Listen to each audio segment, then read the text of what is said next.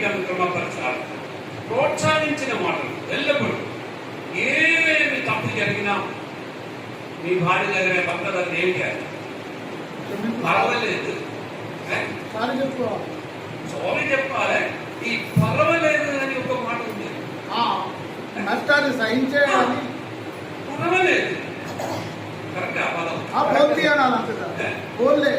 పోనీ పోనీ ఒక మాట చెప్తే మీరు జగడం వస్తుంది, ప్రాబ్లం వస్తుంది.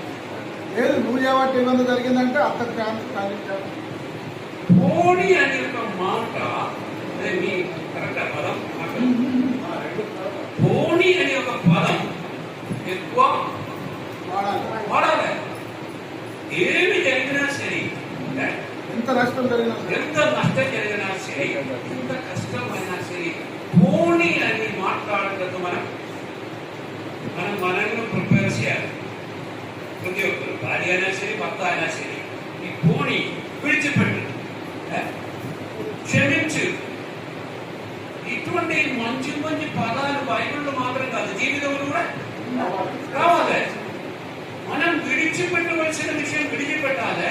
ఎంత నష్టం కలిగినా పోనీ అని చెప్పకూడదు. ఎప్పుడు మీకు కోపం వస్తుంది, చిన్న పోయి నష్టం చేసి వచ్చినప్పుడు భార్య మీద ఎందుకు ఏదో అక్కడ పోయి కొంచెం నష్టం వచ్చింది, పెట్రోల్ కాసుకుంటున్నప్పుడు కూడా దొరకలేదు.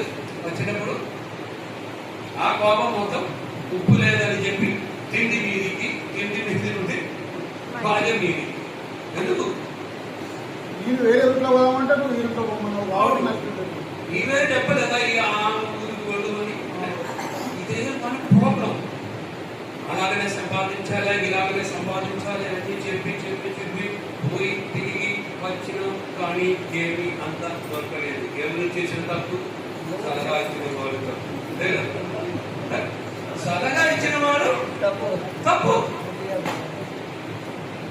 పోనీ అని చెప్పటంతో ఏమి పర్వాలేదు, పోనీ అని చెప్పడం ఏమి అంటారు. అప్పుడు ఏమైతుంది? నీ గూడు భద్రమైంది. డబ్బు వస్తుంది పోతుంది కదా, డబ్బు వస్తుంది పోతుంది. ఇదేమి మన దగ్గర ఆగిన విషయం ఏమి కాదు. అది ఎగిరిపోతుంది.